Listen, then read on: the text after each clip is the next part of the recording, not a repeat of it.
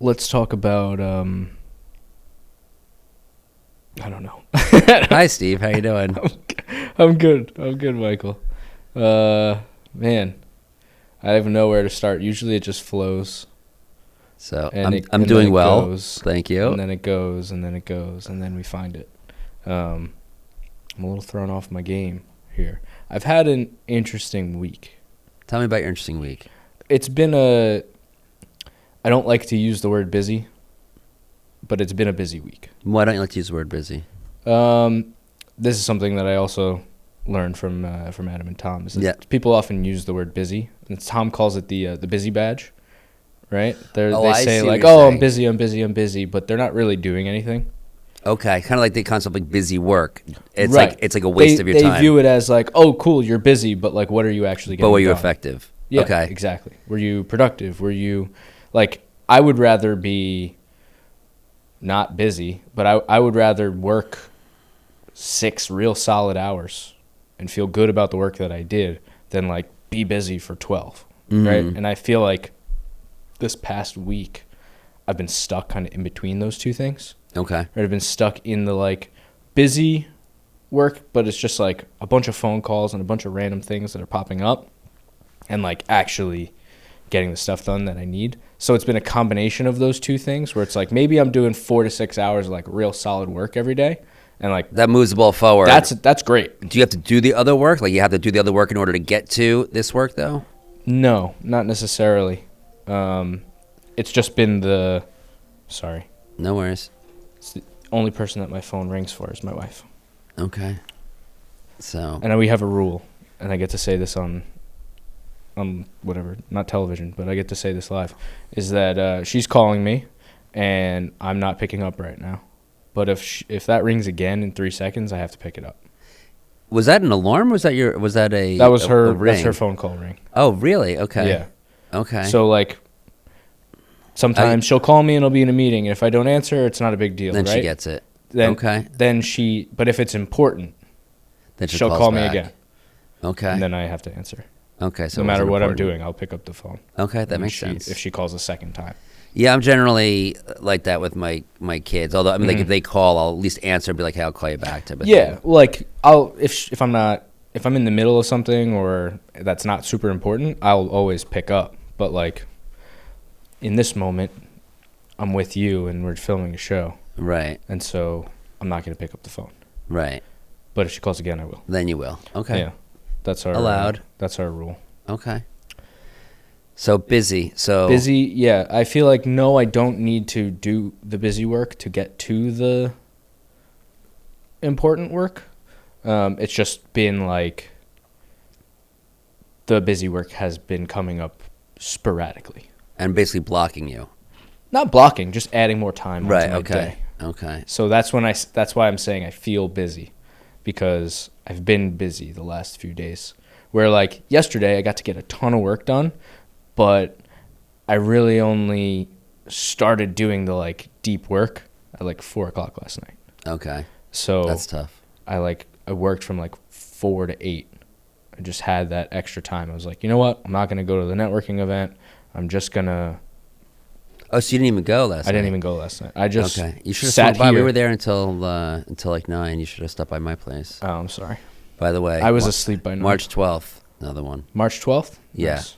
I'm gonna send an invite. You'll get the invite. We're having a pickleball event on February 27th. It's a Friday. I'm already going. I'm already registered. Sweet. Alex reached out. I already had it on my calendar because Alex told me about it, and Cool. then I went and then I registered today because he texted me about it. So Nice. I'm not going to play. He sent an email earlier where he said, I'm sending out all my personal invites now. So I have to do that next week. Yeah, so I'm not going to play. But Okay. It's more of a networking event with pickleball attached to it. Okay. You can play as well. It'll be cool. It'll be a cool one. So yeah, I actually gave up some stuff like that. You know, the main part of my job is business development, Mm-hmm. and I do a lot of networking, and I go to a lot of events, and I know I you just do. I had to prioritize certain things, and I was feeling overwhelmed and unable to get to the work. Mm-hmm. And there's no point in networking if you cannot do the business development that comes from the networking. Mm-hmm. So I was like, I forgave myself, and I dropped some of the stuff that I've been going to, and if as time allows, I'll go back to it. But learning really what's important for your business, Mm-hmm. and allowing yourself to turn things on and turn things off as time dictates, so that you can get the greatest impact, I think is essential. So what did you deem essential and non-essential that you got rid of? Well, there were some networking events that I've met some good people over there. So I'll say not Nooks and Social stuff, because I'm heavily involved in there, and I'm You're wearing the pin. I am. Yeah, I am the wearing. I just came from a Nooks and Socials thing, and I'm also the community manager, so like that's a priority for me. But I I really appreciate the HIA stuff. I really do, but I can't go to everything. Mm-hmm. So, and I still go to some of the stuff, but I just had I have like my mornings usually I do, probably like 6 times a month I'm going to stuff for that. And I'm just like, I'm just getting too crazy, and I have to get out agreements and reach out to people and follow up. That is the work that is produced from going to this stuff. Mm-hmm. And if I go to that stuff and I block myself from actually closing the deals and getting the agreements out, then What's the point? Then what am I doing? Yeah. How long did it take you to come to that realization?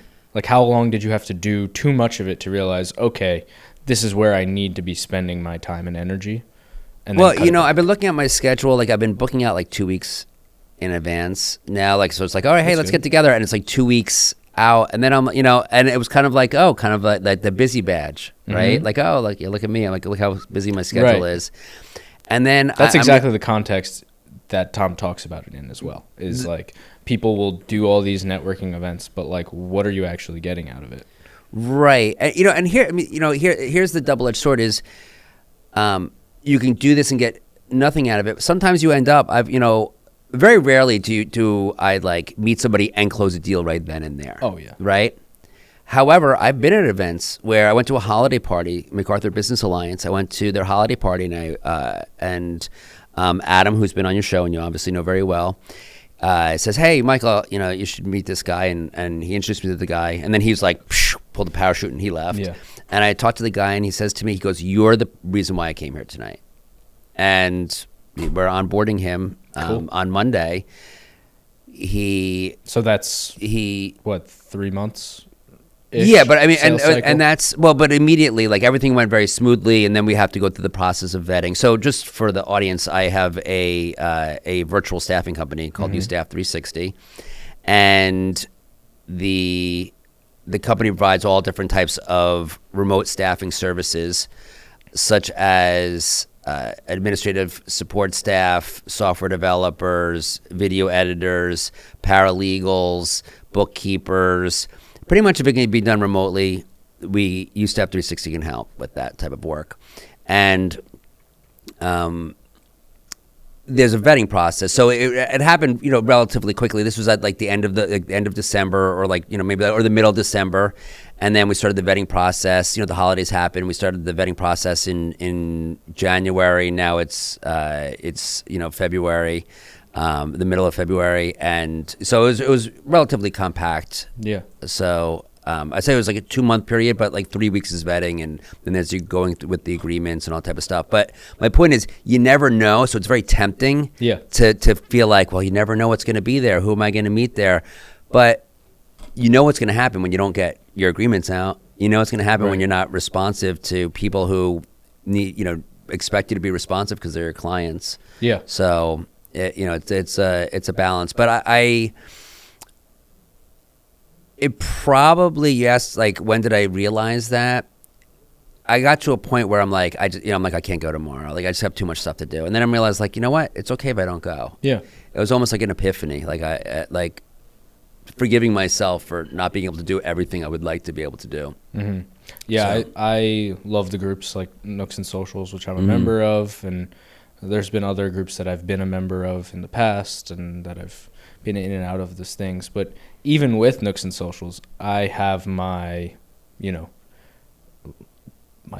point that I can't go past, right? Like, there's only so many events that I can go to. There's only so many things that I could do what I like about it is that there's so many available that I can pick and choose what works for my schedule. Right. So that's cool.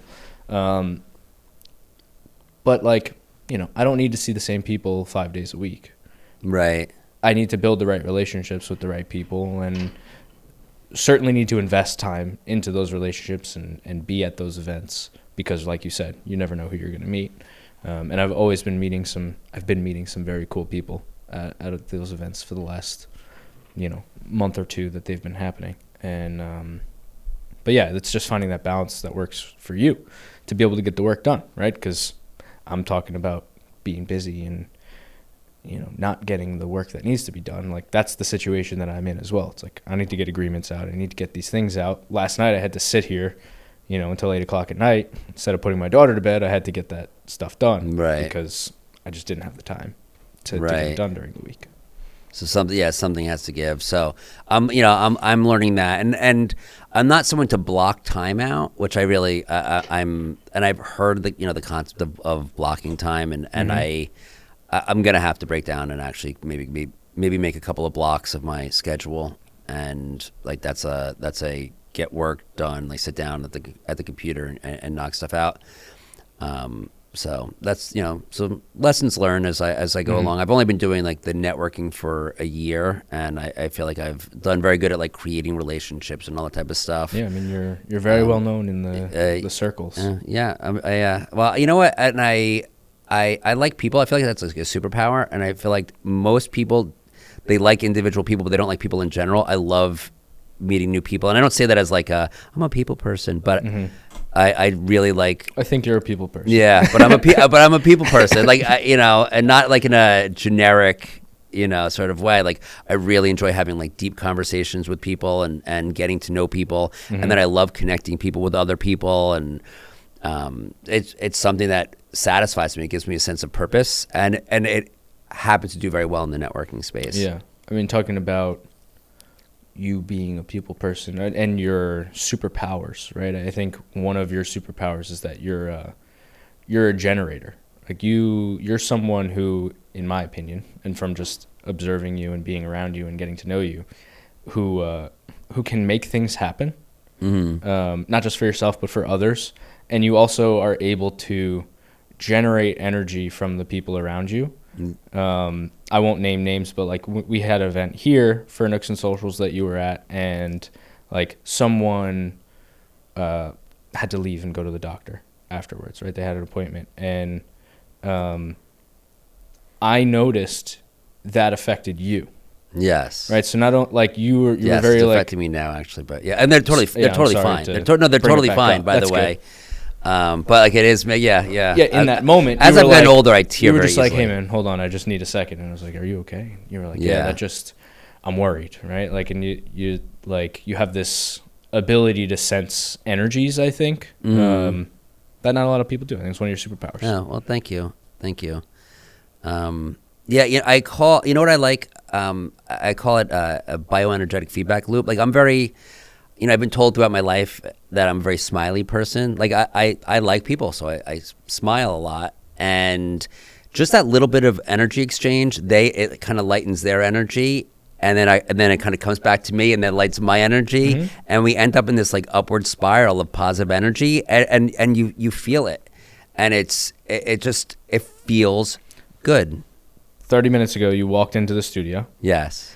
And I personally, before you got here, I was feeling like, oh man, today's a slog, right? It's not my best day. I'm still doing some of the work. I'm still moving some things forward, so that's positive. But like, I'm tired. It's the end of a long week, and I'm looking forward to going home and spending time with my family this afternoon and just not doing work. And I felt that affecting me, and I was like, guys, you know that thing you do every once in a while when someone walks in the door? And they're like, yeah. I go, we got to do that for Michael when he gets here. And so you walk in the door, and you got 4 guys give you a round of applause, clapping for you. And I saw that uplifting energy. Like, I saw you got very excited. You're like, oh, what's this for? What's happening? And I think that's a cool example of that. Like, sometimes the energy that you bring to the table, it always affects the people around you. 100%. But sometimes you don't know that, you're not conscious of the energy that you're bringing to the table. If you can make the choice to do that, you can really change the trajectory of a conversation or a meeting or 100%. a podcast or whatever it is. 100%. And I'll say that I like people, but I have a whole lifetime of having really wonderful exchanges with people. People who don't like people and who think that, people are always mean or they're nasty, whatever, I really think they need to look at themselves. I always taught my kids that if you think everyone around you is an a-hole, chances are you're the a-hole. Mm-hmm. So I think that it's like almost like a self-fulfilling prophecy. Like the energy that you put out will be your destiny, because everyone else is a mirror onto you. There's actually a famous quote that gets misinterpreted by Jean-Paul Sartre that is people are hell, right? Very simple quote. And the idea is, people usually interpret it as people suck. Yeah. But really what it means is people are a mirror unto you. So they are reflecting back what you're putting out there. Mm-hmm. And if you suck, that's what you get back. Yeah. Right? Like they suck because they're literally telling you, but in every exchange they have with you, what you're putting out there. And unfortunately, I think a lot of people, they wear their tough day on their sleeve. Yes. And then they go out there and they're a little edgy when they're talking to the store clerk, and the store clerk's a little nasty. And what do? They go, oh, that clerk is nasty. But really, they're responding to the energy that you put out, right? It's really amazing. Like, I'm a very upbeat person, and I'll be honest with you, I get a lot of free stuff. Like, I mean, people aren't throwing stuff like the barista at Starbucks isn't throwing coffee at me, isn't giving me free coffee necessarily, but like people, they take care of me in ways that I really attribute to the positive feelings they get when being around me, because I'm positive, and I'm thankful for that. But I being like having a great exchange with somebody is its own reward. Mm-hmm. Like walking around and talking to random people, and I've done this ever since I was a little kid, right? So I have a whole lifetime of this, but walking around and talking to random people and getting that energy feedback like that feels great. Yeah, it feels good when you can affect someone else's mood as well, right? Like when you have that power. And not saying that I'm perfect at doing this, right? Sometimes I'm in a bad mood and that reflects poorly, and I give my wife attitude and she gives it back, and I'm like, oh, what's up your butt, But it's really me, right? But when you can positively affect someone's mood, it feels good. Like it feels really good to. The other day I was jumping into a meeting with someone, and I took a couple of minutes before that meeting to just think about how I was going to go into the meeting, like how I was going to start. Mm-hmm. And it was because I was having a busy day, right? And it was my social battery was kind of depleting. I had been talking to people all day long, and this was like a 4:00 meeting in the afternoon. And I don't know about you, but when I get to 4:00 and I've been on phone calls and meetings all day long, I'm exhausted. Yes. And like you said, when you wear your emotions, your feelings on your sleeve in that meeting, people pick up on it. 100%, yeah. So I took a moment to actually recenter myself and say, yes, I'm tired, but I'm going to approach this meeting with positive energy out of the gate, right? And I think it had a great effect on how that meeting went. And it's going to turn into business for us eventually. And I think had it gone a different way, it could have ended completely differently. I could have not got that client. I could have not. That person on the other end of the phone who I have a relationship might say, I don't want to. Not only do I not want to work with Steve, I don't really want to be around Steve. I'm not going to go to his event on the 27th, the pickleball event. I'm not going to go to that next coffee social that they have at the studio. Like, I don't need to. That's not my type of person.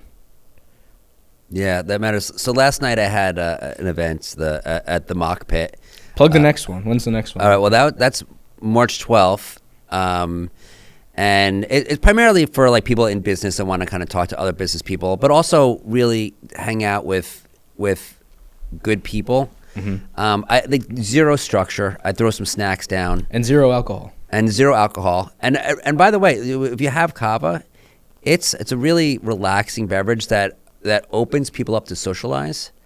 So it works very well in a bar-like situation. So you have a little bit of kava, and then all of a sudden you kind of want to talk to people and chill because you're more receptive and open to that type of situation.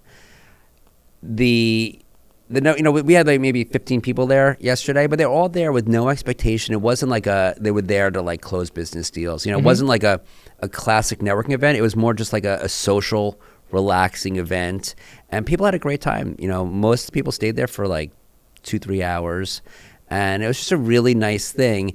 And if you are a nasty person, I think it's really hard to get people to come out and do that. Yeah. Right. And I know I had somebody in my life a while back that could really sour a room with her energy, and she didn't like people, and not realizing that she was receiving the energy she was putting out in the world. So I guess a lesson is check the energy that you're putting out in the world. Like take a deep introspective look, and see how the people around you are responding to you, or see how they're acting. Right, you may not realize it's a response, and if they're not responding or acting in a way that consistently, where you see a pattern with all the people around you, like check yourself and see what energy you're putting out there into the world.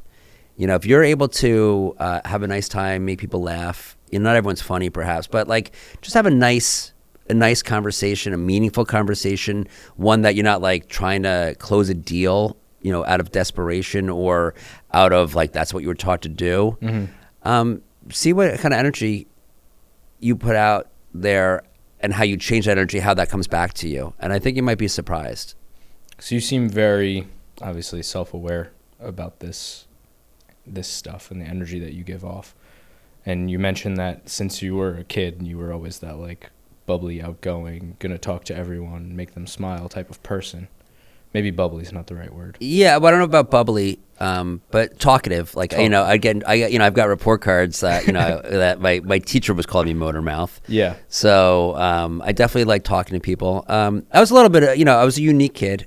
I had to like learn social norms. Like I didn't understand them because they don't actually necessarily make sense. So so I didn't just like follow the rules. So I was a little bit different.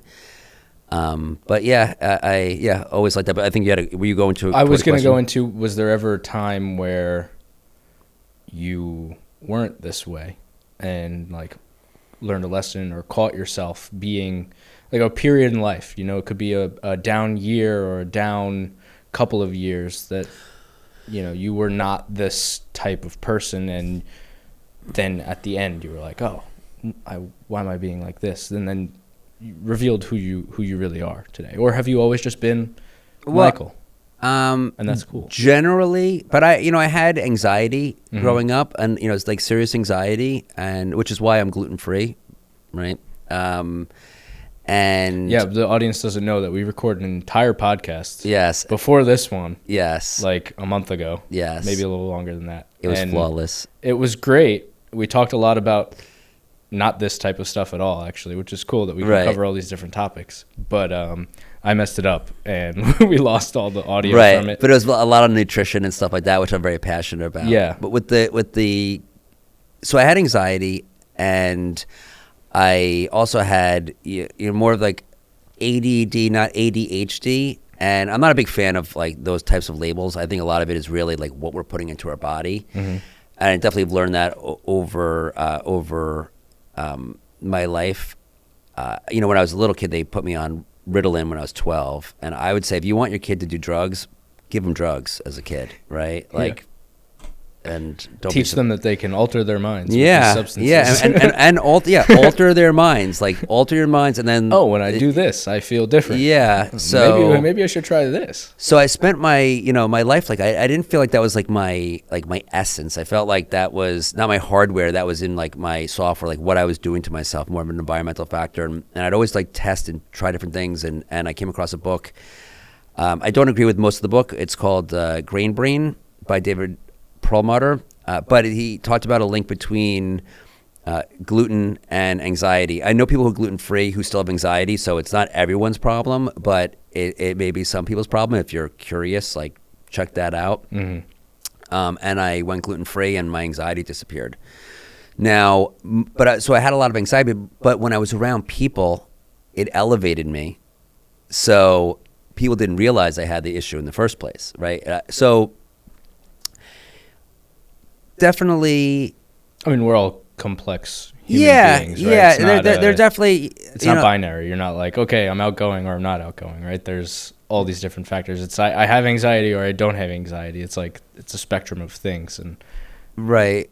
No, yeah, absolutely. So you're not going to be like personality wise, I'm consistent with everybody. I never developed like an alternative personality. You know how some people are certain, some way and with some people and other ways with other people. I'm that way. Are you? But I think it has to do with the energy that those people give off. I'm not a generator of energy. I'm not that. I can be when I need to be, but I feed off of people like you for the energy in the room. Okay, that's interesting. And I think that when I'm in a room with people who I just don't want to be around or I'm not enjoying or that energy is not there, I'm a different person because of that. Okay. You get a different version of me. I'll always be the same Steve with you because you're generating the energy in the room. Okay. You set the tone, basically.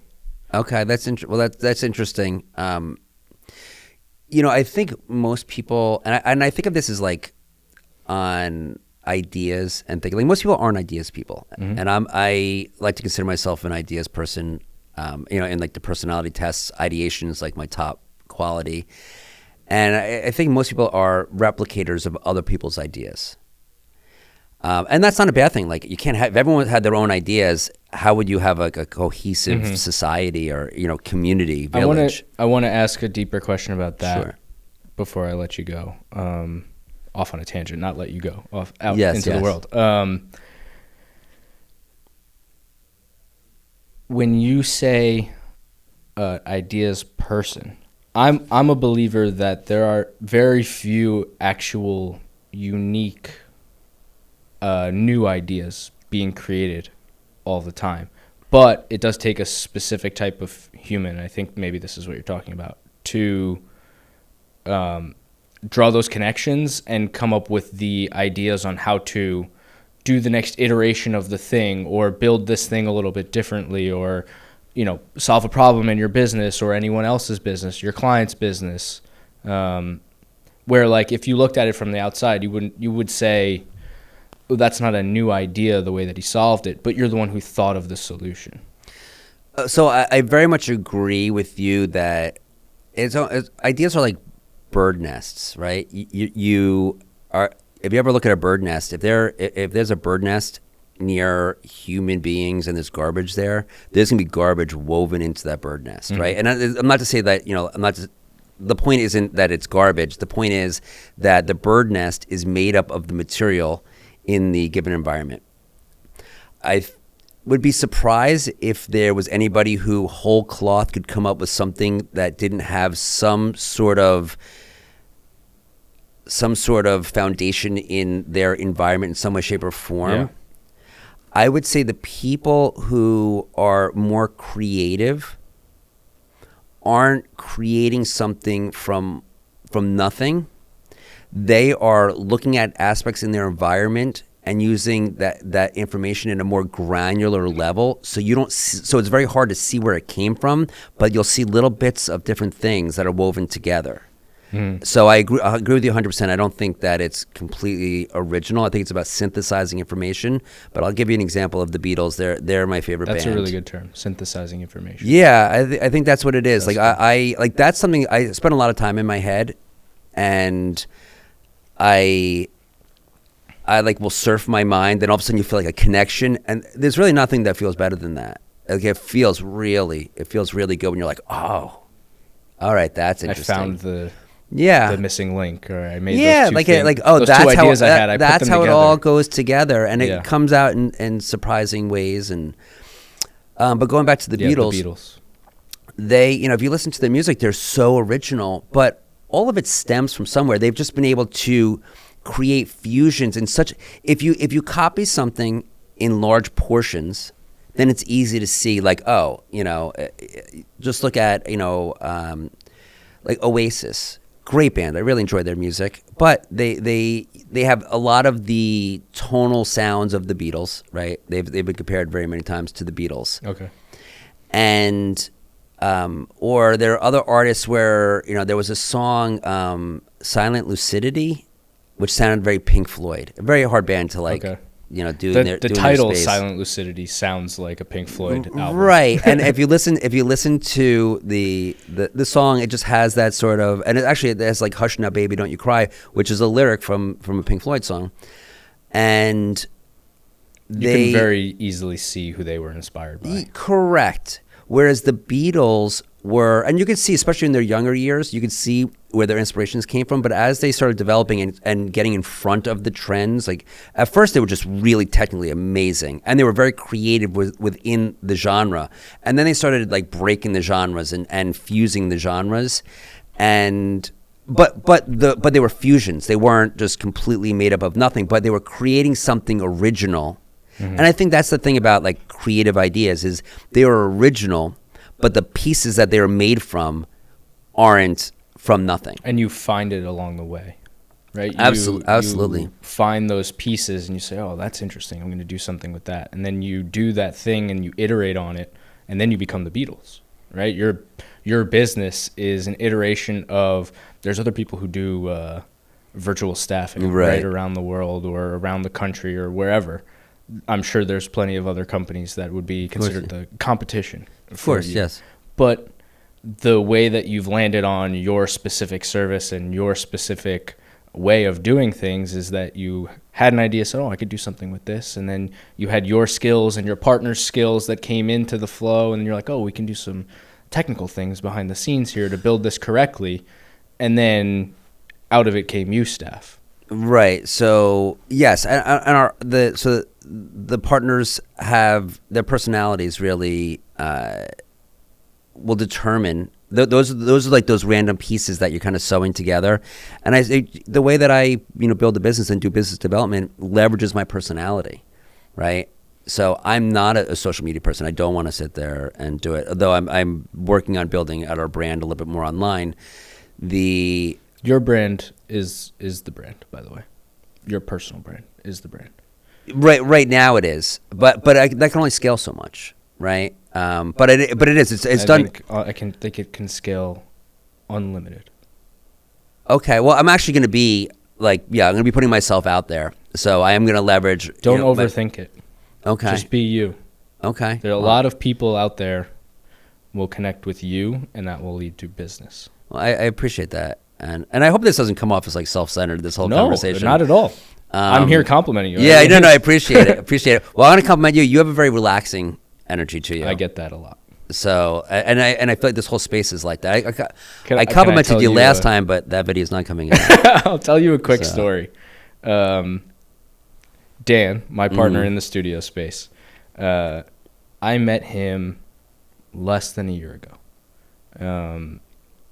And I met him because he was a guest on a podcast that we were producing for a client of ours. Mm-hmm. He was a guest on that podcast, went, holy shit, I love how this is being produced. He was also producing a podcast for himself using another company and said, I want to work with these guys. I no longer want to work with the guys that I'm working with now. So he reached out to me. We had a phone call that was supposed to be like a 15-minute intro call. It wound up being like an hour and a half. And the phone call ended with him giving me his credit card number, and like it was over. That has only happened to me twice in business, that I met someone and closed them in the same conversation. What I was saying, right? That's what I was saying earlier. Yeah, it's very rare, but it happens. Yeah. He then became a client. We started working together, and pretty quickly we started coming up with the ideas and tinkering with what it would look like if we were to create a studio space and a new business together. And then in July, I want to say, he flew us down to North Carolina to shoot something with him. We went to a lake house. One of his buddies owns a beautiful property on a lake in North Carolina, and we were going to shoot some podcasts and shoot some content all weekend long, and it was awesome. And we had a 6 a.m. flight out of LaGuardia, and he was like, oh, I'm going to bring my family along as well. We're going to make this a little bit of a vacation. So you and Eric are going to come with us, and then, we'll leave after the weekend, and they're going to stay for another week afterwards. And Eric and I get to the airport, we're checked in, we're ready to go, and we're like, oh, Dan's not here yet. I wonder where he's going, what's happening. We call him, no answer. Uh-oh, what's happening? Call him again, no answer. So we're like, all right, we're early, we'll just hang out for a bit. It was a business trip, so we're usually on-time airport people, but this time we were like, let's get there early and make sure it's an early flight. 15 minutes later, I get a phone call from Dan. He's like, we just woke up. All of us overslept. I'm packing the family in the car. This is... Wow. I'm getting anxiety from that thought. 4:45 for a 6 a.m. flight, and he's leaving Massapequa. He's got to get to LaGuardia. And then he's got to park his car. And then get kids. I have a friend who's maybe I won't put it out there, who's connected in some way. He was getting us a police escort back to the thing. So Dan was going to go drop off his family at the terminal, go drop off his car, and then get the police escort back to the terminal so that he could leave. So like 5:28, he drops his family off at the terminal. For a 6 a.m. flight? For a 6 a.m. flight. I think it was 6:05. It might have been 6 on the I don't dot. like this story. It's giving me anxiety. Right? Yeah. And we have, and he's like, Steve, take my family, make sure they get on this flight, and I'm going to go do the car stuff, and I'm going to make it back. And I was like, what if you don't make it back? He was like, I'll get on the next flight. Just make sure my family gets to North Carolina. They have the rental car. They'll be fine. And so it's Dan's wife and their 2 kids who are under 3 years old, me and Eric. And his wife is, there's so much chaos, right? So she's like, oh, what's going on? What do we do? And I'm like, well, we're going to go get on a flight. So what's the first step of getting on a flight? She's like, all right, we're going to check in. I was like, exactly. Let's go check in. And she was like, before we do that, I just want to say you have a very calming aura. It is. That was my first words that Dan's wife ever spoke to me was, just want to say you have a very calming aura. And then I was like, great, let's get on this fucking flight, right? And we got to check in, and they were like, good thing you're here. You have 1 minute to check in. So they were like, passports, IDs, get us all your stuff. And then we made it through security. The security guards are like giving me, they're like, can you take the kid out of the thing? I'm like, it's not my kid. I don't know. I'm not going to touch this kid and pick him up. He's like, I don't know what's going on. So I'm grabbing strollers and stuffing them in the machine to go through the x-rays. And making sure the kid's not she's in the holding the kids. So, yeah. And we're running through. And I'm long story short, we made it. Long story long, we made it. And Dan, 3 minutes before the doors closed, we see him sprinting around the corner, holding 2 bags in his hands. Wow. And we all made it on the flight, and it's like the greatest story. But the point that was made is that I get the calming. That energy matters. Yeah, absolutely. Especially in those types of situations. In times of crisis, like my wife hates it because she wants to get into something. I stay so calm. So if she's upset, she wants you to be upset with her? Yeah. Or she's like, how are you not freaking out right now? I'm like, what does freaking out do for us in this moment? But it goes back to like a deeper personality trait that, like, there's no rational reason why you're just chill. Like, you're just chill. You know what I mean? You're not you're not strategically chill. I have anxiety. Right. But the energy you put off is. Well, I think I've learned through enough experience that panicking in any situation, I agree with being stressed in any situation does not help. So I'll be stressed in my private life and I'll be stressed to myself, but when it comes to a situation, I think I just am able to flip into that mode. I often do my best work like under pressure. That's why I procrastinate a lot. And under like extreme conditions, or not extreme, because it's not like I'm running into war, right? I think I would shit my pants if I was doing stuff like that. So I think just like live events, things like that, live moments where we're out doing productions and stuff, like I'm always able to see the bigger picture and stay task. Focused. I'm actually, I have a little bit of that. I like to think of myself as non-responsive, or like meaning that we're not. It's non-responsive, like non-reactive. Sorry, Yeah.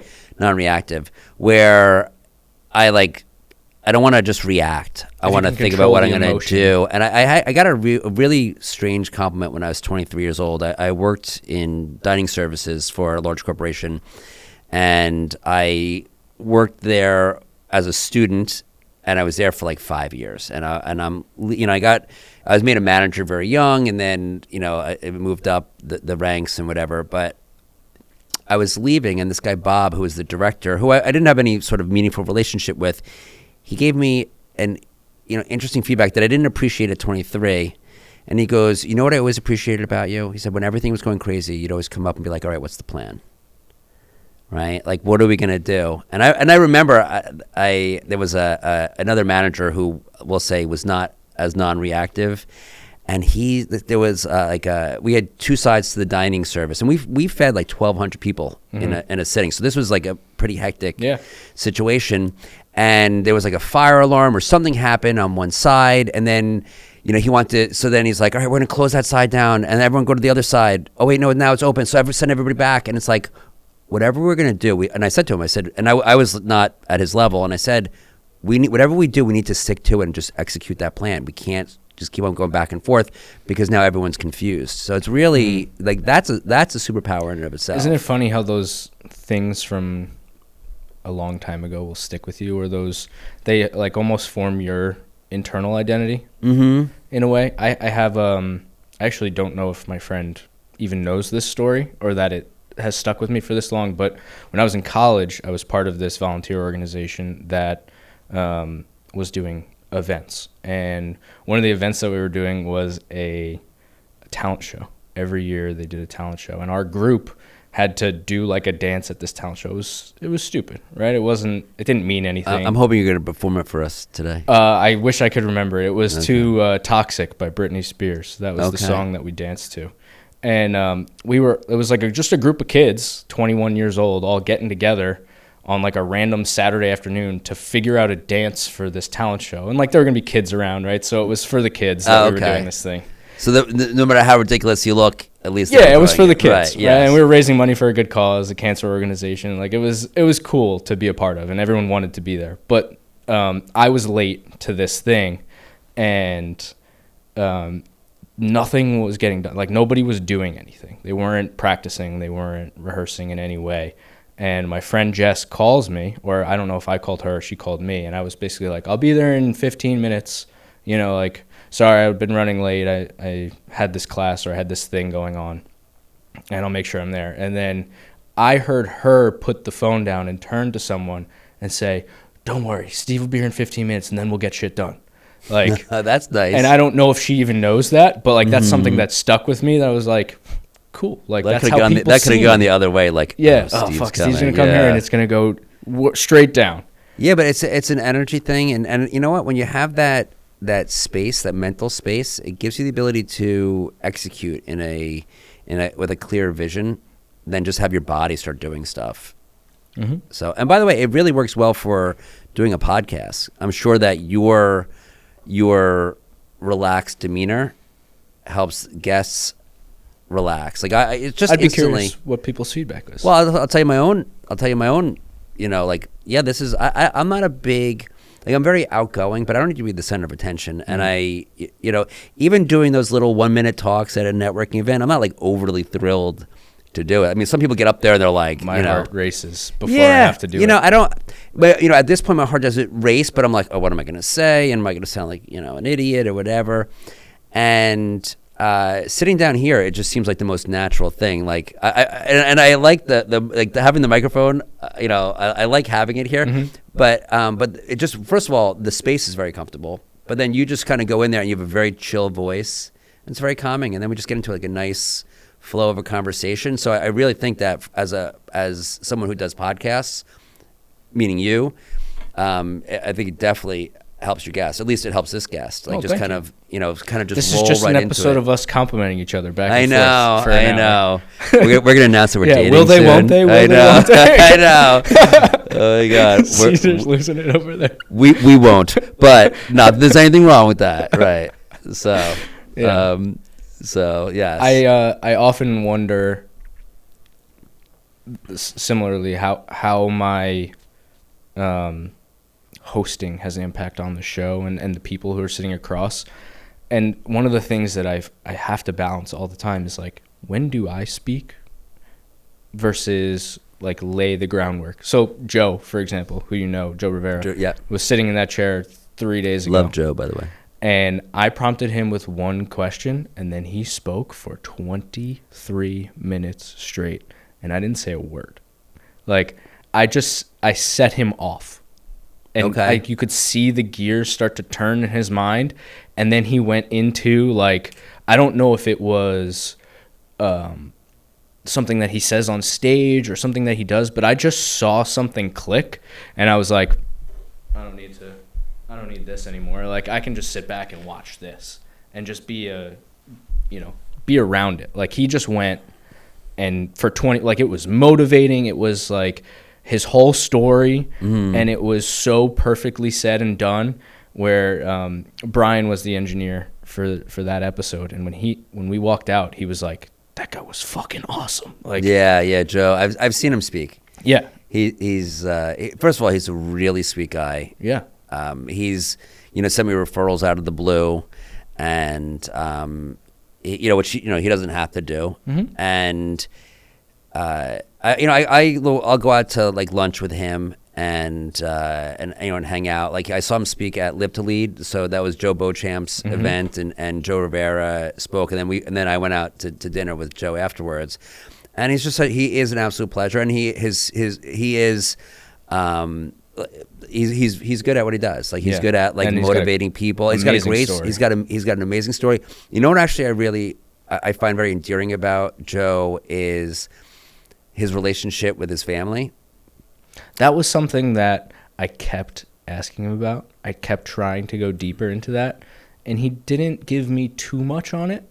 It was almost like he was offended by me asking, almost like, how did this affect your family, or how close are you with your family? Because deep down, because what he said after I asked that question was like, my family is the most important thing. Yes, like, I've seen him live it. Like, his sister was at the event. He talked a lot about his sister. And he it's like his best friend, which I think is really endearing. And then Joe, he talks about how he was, very high performer, making ridiculous money, and then he was living the Wall Street life, which can bring a man down. And in his deepest, darkest moments, he was always there for his children. Like, and that's not something that you usually hear. No, it's not. And it just says like where his mind is at. So I really he's a wonderful guy, and that's just like a wonderful thing to know about him. Yeah, he's but going back to where you were coming from with this, I guess there's an art to it, right? Like, one, Yeah, I would say. One, can the other person hold the conversation? If not, then you got to jump in more and kind of ask more questions.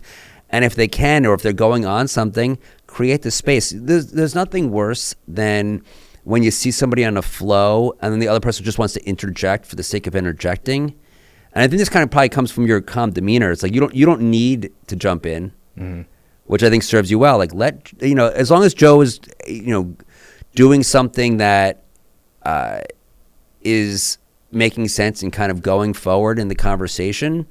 All right, so he talks for 23 minutes, and you can move the microphone out of the way and let him go. Maybe stretch a little bit, but then you'll have these people, and I'm sure you've been in situations where it's like an interview. Well, listen, I got a teenage son. Hey, Yeah. how was school today? Good. But yeah, like literally, like that's it. Good. Yeah. What do you want for dinner? I don't know. What do you think? I'm like, I got to guess what you want for dinner, and I got a great kid. I got 2 great kids, but it's that's a sometimes teenager, it's hard to get the information out of them, and you have to if you want to have conversation, you have to keep on asking questions because they're not giving anything. You've seen guests on talk shows where they just don't add anything to it, and they give you a one-word answer, and you're like, and those hosts are the most generous hosts, right? Like they're trying to set them up to do something entertaining, right? To showcase themselves, and if you flop on that, it's like, right. When Jimmy Fallon sets you up with a softball, like you better knock it out of the park. Because Yeah. he's being a very generous and gracious host, giving you the space to promote your thing and do your thing. And then if you just, hit a weak ground ball to third, you're... Yeah, but as the host, it's where you need to step in, like how often you need to interject or ask a question. You have to have the ability to carry it. Well, or step back Right. and let him soar. Like let Joe soar. I think that was great. Joe can definitely fill 23 minutes. He did. Yeah. And it was awesome. I didn't want to stop him, So right? along those lines, like Adam, Adam Holzer. I was at an event this morning, and it was for Nooks and Socials. It was a membership event, like a new member event, and he was kind of like laying out the whole ground rules. And he probably gave like a 5 to 10 minute talk, just extemporaneously. I'm sure he had a general idea of what he wanted to say, but he kind of just went with the flow. And he did a great job, and I've seen him. I watched Adam's podcast on the show, and he's a great conversationalist in general. That was a fun conversation. Yeah, he was. We were all over the place. I mean, that was the most maybe ADD conversation that I ever had on this show. Okay, but it was cool because we always found something and bounced back to it. Like we were just kind of feeding each other, it felt like. Yeah, it was delightful. I mean, I watched, it's like to spend an hour or however long that conversation was. It was a good hour and a half. Right. So, I mean, my name was dropped in there, which is why he sent it to me. He's like, oh, here you go. But it was, it was a nice exchange going back and forth. So I think you have, my personal opinion is, judging on that and also judging on this and what you said about Joe is I think you have a good, like natural sense of when to do that. Well, thank you. Back to you. Okay. By the way, I'm not overly into compliments, so like I'm throwing them back at you. Like this is very nice. Yes. We didn't talk too much about how you got into this line of business. If you want to give us like the super cliff notes on that. Sure. So I got introduced to some people over in Pakistan, and we were working on on some stuff and figuring out how to monetize it. And we had originally we tried to be everything to everyone, and which means you're nothing to nobody. Correct. And it was really it wasn't a smart way. So I was doing some business coaching. I had a client, he needed staffing and a few other things, like he needed some social media stuff, and so we tried to do like multiple things for him, and the staffing is what stuck, really. Like it made a lot of sense. It was monthly recurring revenue, which is great. If I used to have a vegan gluten-free bakery, and you got to make sure you're selling all the time, and it's always you don't know what the next month is going to look like. So with like monthly recurring revenue, you have a general idea. You're not starting the month off at zero. I can reliably predict what March is going to look like. Yeah, generally, and it feels good. There's a little it's at least baseline. I know baseline what March is going to be. Right, and then you can grow on top of that. Yep. So it started off with that, and also my business partner Junaid is just brilliant logistically, and really good at coming up to speed on different verticals. So I can't do what he does, and we complement each other very nicely. So we it was kind of like process of elimination. It was like learning what worked and what didn't work. And when you start doing all these little things, they're all distractions from each other. Like how do you focus? And I had to learn that. I know a guy, Steve Shore. So I do something called the Real Truth About Health conference. And the founder of that is this guy, Steve Shore. He used to own a clothing line, very, very successful clothing, store called Stephen Barry's, and he was the Steve in Stephen Barry. So are you familiar with them? Yeah, that's a massive international company at this point.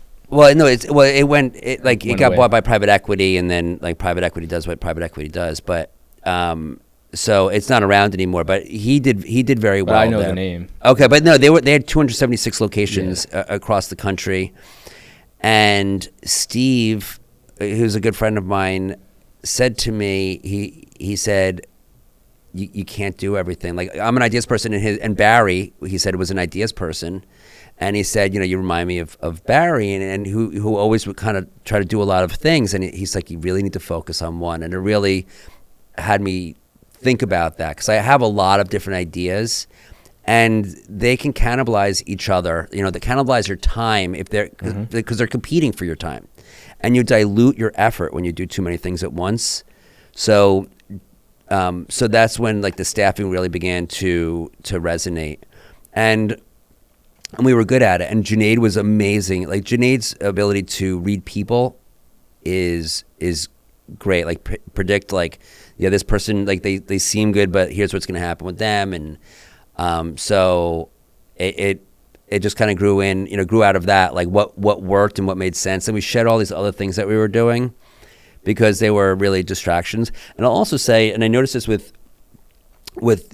people in the business world, where they're like, oh, I could do this for you, and I could do that for you, and I could do that for you, and I could do that for you. And what it sounds to me often, and it's also from my own personal experience as a business owner, is you do that when you don't have a strong revenue source, right? If you have like a one strong revenue source, that's what you focus on. Mm-hmm. When you don't, then you're willing to do anything for anybody. I have a content idea that I'm filming next week or the week after when we do our filming.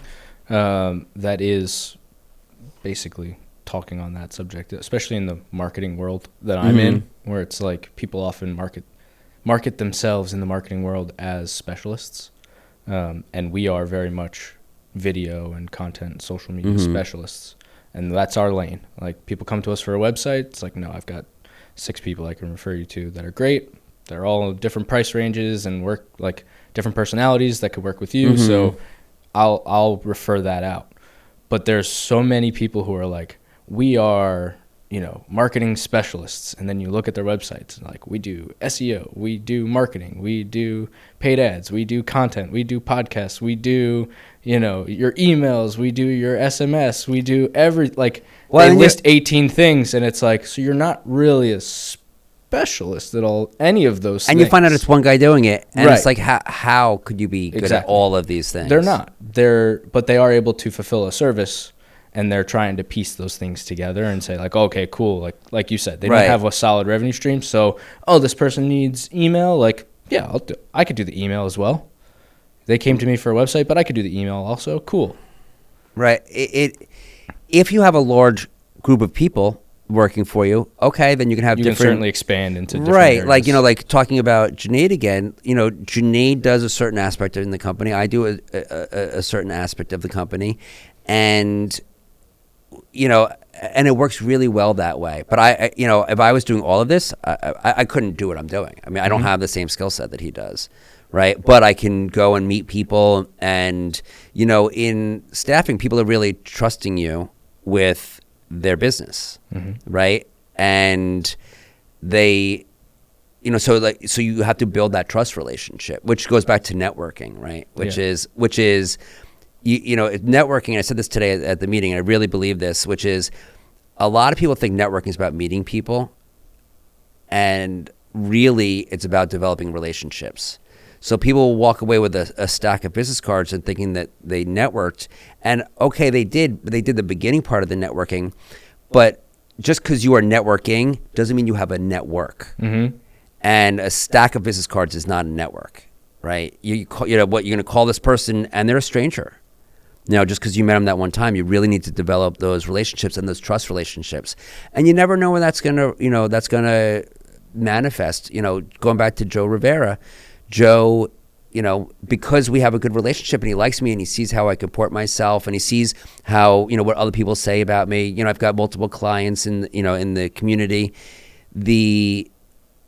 He refers people to me, and he knows that I'll take care of them, right? Like, that's the trust relationship. That's exactly what I'm looking for in people that I'm referring to, right? When I have someone come to me, like I had this decent sized company come to me the other day, and they were like, hey, we're doing all these things. What do you think we should do first? Right? We have all these potential opportunities to do content.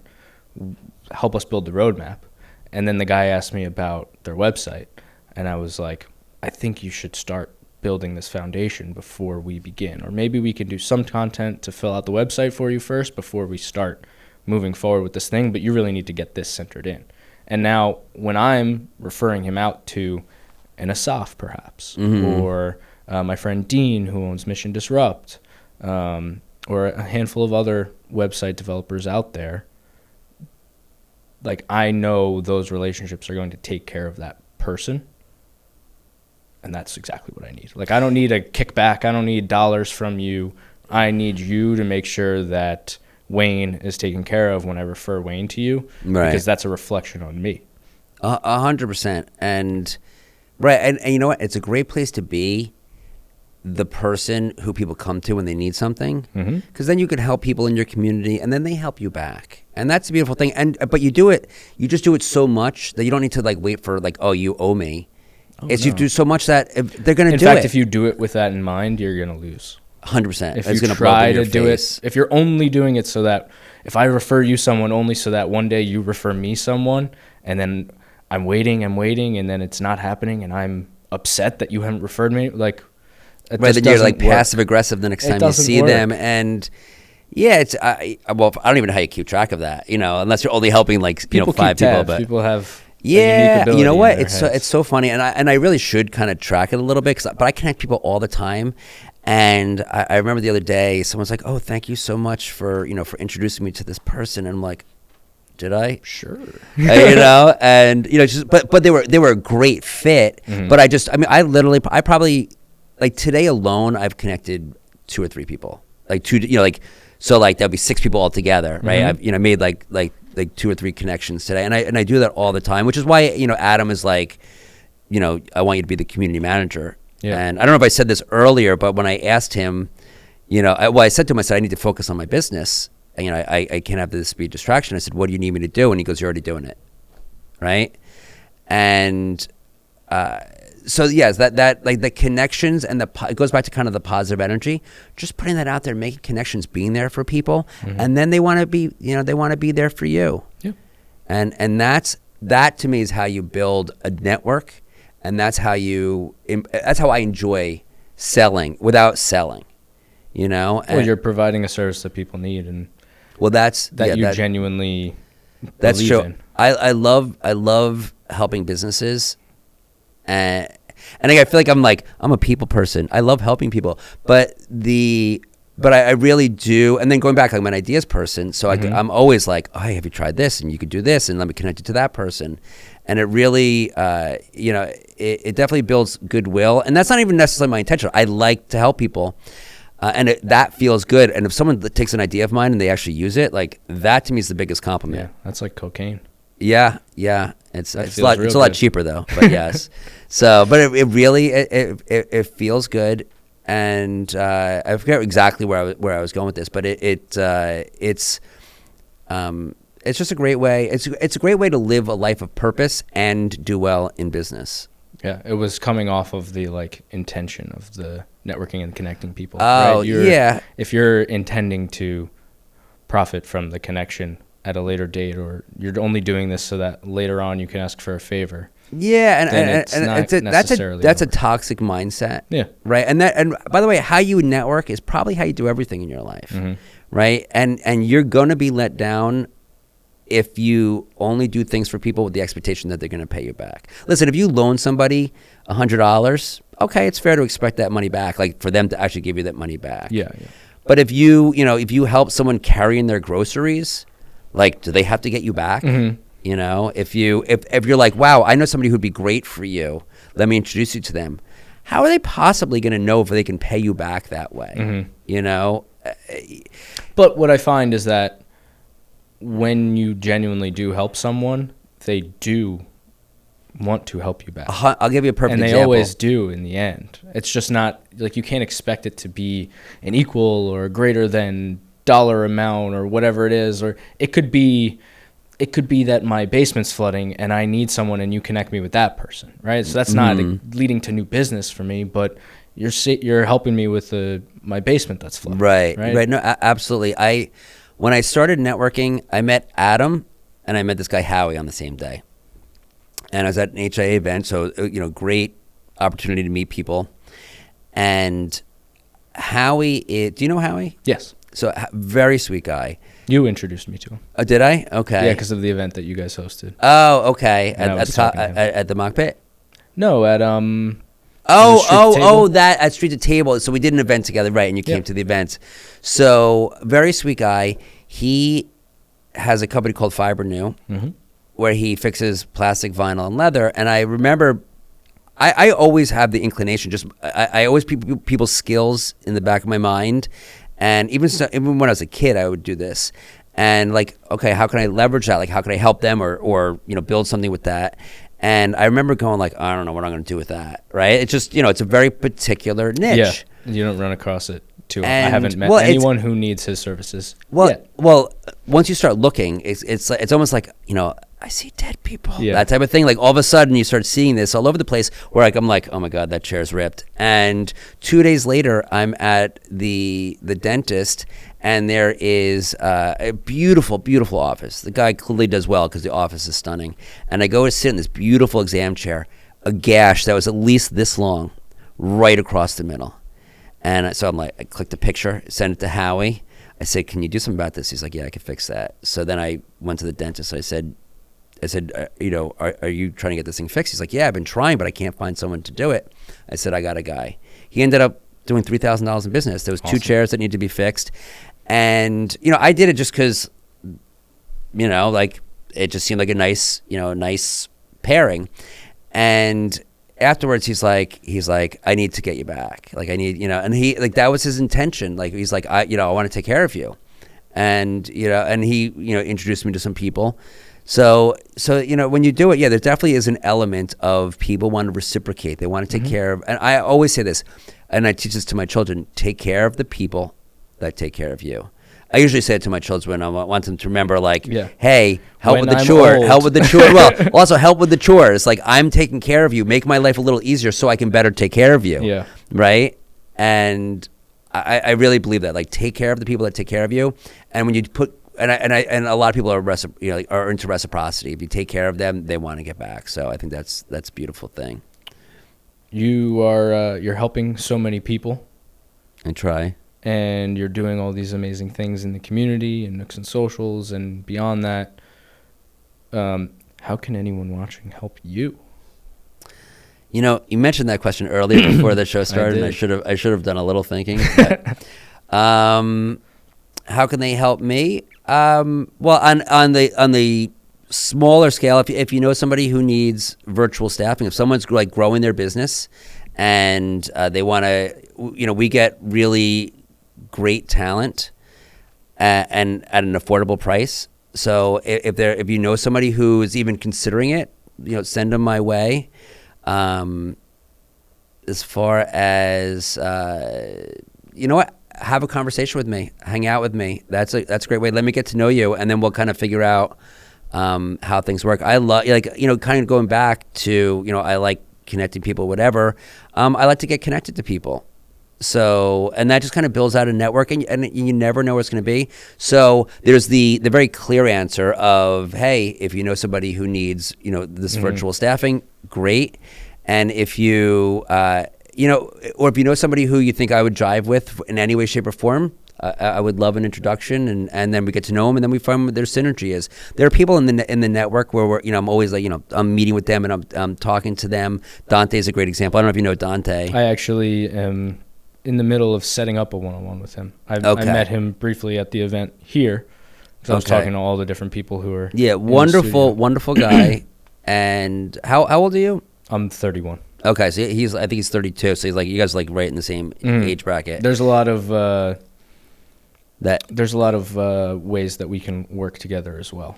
Oh yeah, just from what we both do. Well, he's number. I think he's like. And he doesn't. I knew him for like a couple months before I ever found this out. But he's like the top 3 Wix developers in the world. Yeah. Right. and but he doesn't think anything of it because he never said it to me, and he mentioned it to me. I'm like, and now I introduce him that way because I'm like, that's pretty like legit to be able to say. But he's also an ideas person, so we meet regularly like on a Sunday, and we're just like, boop, boop, boop, boop, boop, boop. And then we have to like be like, all right, how do we roll this out so it doesn't become a distraction? And so I love meeting new people and then just seeing where stuff goes. So if you know somebody's interesting and you think I might jive, that's a great way to help. Building. I'm very much into building out a network, and a network is again, it's not just strangers that you've met that you know what they do because you have their business card. It's not a business card in a file. Yeah, and you have sitting in your Rolodex. Yeah, well, I'm surprised. I was going to use that term, but I'm like, is that going to translate to the younger audience? Oh yeah, the Rolodex. Oh yeah. I don't have one, but I know what they are. You're like, but I saw one in a museum once. Way back when. Right. I saw it They used to have on those in the Mad 50s, Men. right, I saw it on Michael? Mad Men, right? So, right, like a network is a group of people who you can tap into and leverage when you need them to, but the way that you develop it is by giving to that network. It's almost like it's like a plant. You have to water the plant. You've got to provide it food. You got to make sure it gets sunshine, and all the nodes, all the human beings that are in that network need to be taken care of. You mentioned earlier that you don't need to see the same people over and over again. 5 days a week. Well, I do. I see a lot of the same people all the time. But intentionally. And I like that. I think because it's reinforcing the network, and these people, over the last year, and kudos to Adam Holzer and what he's built, because it's a vetted community, and it's really I've met so many wonderful people, and it's I can't think of anybody in his orbit that I don't resonate with in some way, shape, or form. And I've really made some wonderful, wonderful friends. So, Eric Miller, I will, we philosophize together. I can see that being a good relationship. Oh, yeah. I just met Eric. Yes. At the event. Yes. Here. And it's funny. So me and him are always, we talk business and we bounce ideas off each other, but we also get into philosophy. And he's spackling my roof, or my ceiling. It's like, he's also very handy. So he came over and he's going to hook up my dishwasher. I had to replace my dishwasher. And it's like, you never know. And now that's not why I'm like friends with him. Yeah. Right. But it's just something that came out of the friendship. Yeah, that you built. there's so many wonderful people, and I there's so many wonderful people. I can't name them all, but like Roxanne is wonderful. I've got somebody who I'm developing a relationship with, Ann Napolitano.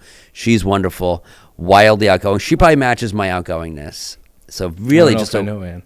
You should meet her. She doesn't come out that often, and she's a client of mine.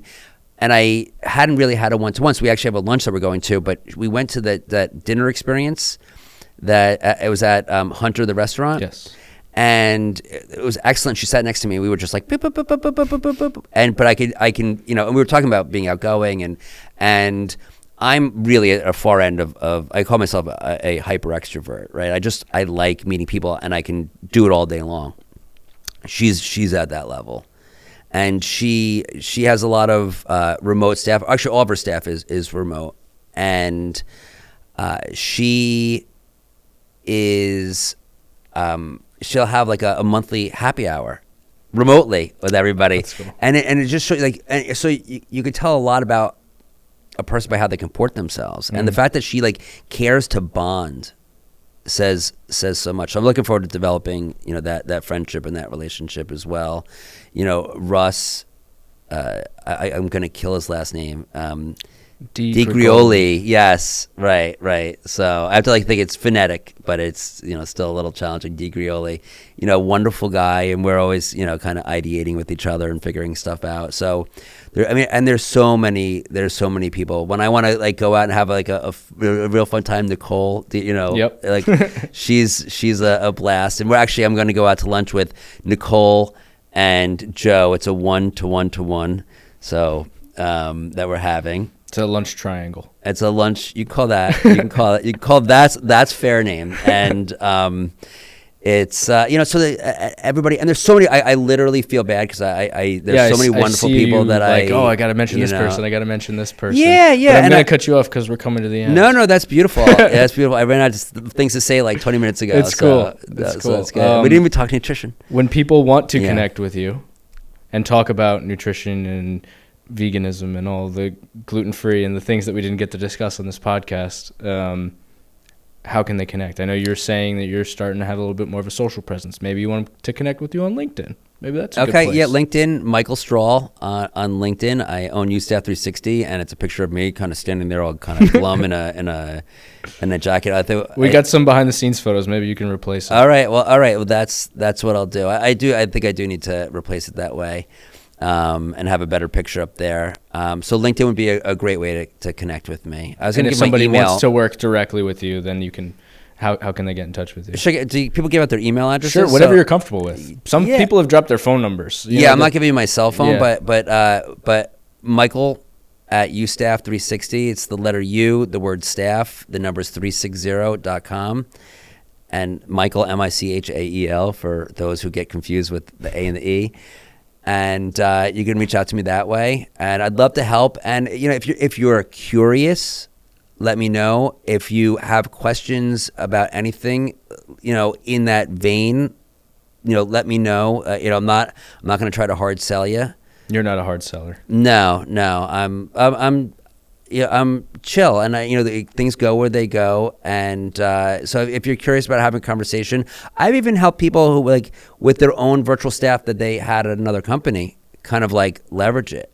Mm-hmm. And I like being helpful. I ask that the only thing and very few people are like this, where they take more, they seek to take more than they give, is come in and just have a nice conversation.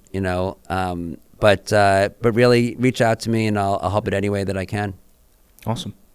Well, thank you for being here. Thanks for sharing your story, being open about it, and letting the people get to know you a little bit deeper. Well, thank you for being such a great conversationalist and creating such a relaxing environment. I really appreciate it. Cool. And this is fun. So now I think we're in for like 2+ hours at this point. But yeah, we're only going to get an hour 20. There's out. the unseen. The unseen. I mean, we have the video. It just doesn't sound good. No. That's fair. That's so maybe when this podcast makes it to 1 million, we'll release the Yeah. All right. You heard it here first. Yes. So help us get it to 1 million. That's right. So like and subscribe. Cool. There you go. I didn't even have to do it. Thanks, Michael. All right. Beautiful. Thank you. That was fun. Yeah, it was cool. It's funny how we could talk for a whole another hour and a half and not